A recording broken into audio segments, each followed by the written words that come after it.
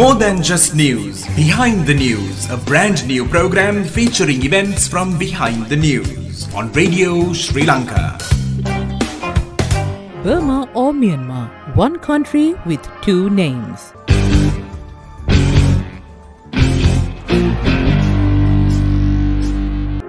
This week, the military upended years of quasi-democratic rule in Myanmar, with soldiers taking control of the country in a carefully orchestrated coup.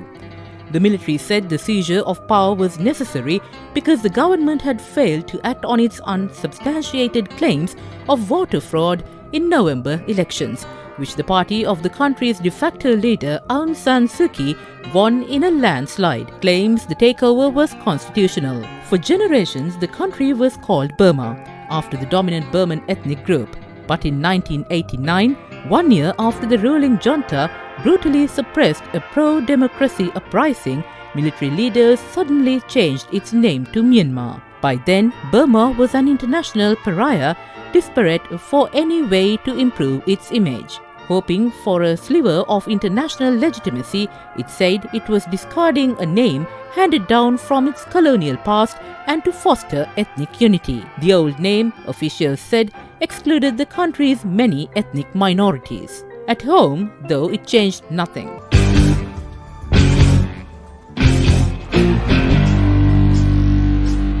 In the Burmese language, Myanmar is simply the more formal version of Burma. The country's name was changed only in English. It was linguistic sleight of hand. But few people were fooled. Much of the world showed defiance of the junta by refusing to use the new name. A little over a decade ago, the country began a stumbling semi-democratic transition. The military retained extensive political power, but opposition leaders were freed from prison and house arrest, and elections were allowed. Long-time pro-democracy activist Suu Kyi became the country's civilian leader.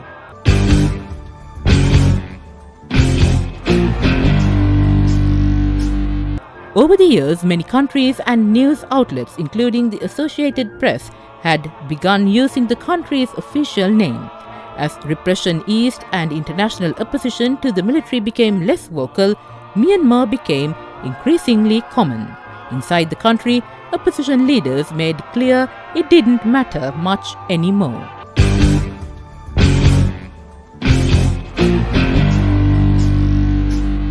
Unlike most of the world, the US government still officially uses Burma. But even Washington has mellowed its stance.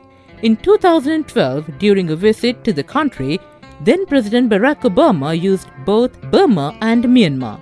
An advisor to Myanmar's president called that very positive and said it was an acknowledgement of Myanmar's government.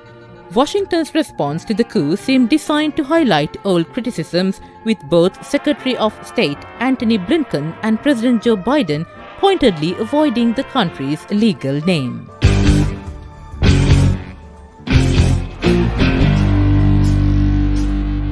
The United States removed sanctions on Burma over the past decade based on progress toward democracy, Biden said in a statement.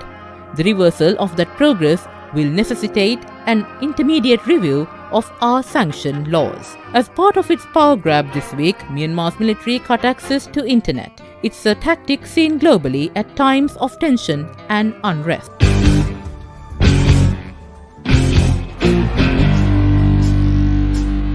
Myanmar's military government blocked public access to Facebook Thursday amid growing popular resistance to this week's overthrow of the country's civilian government.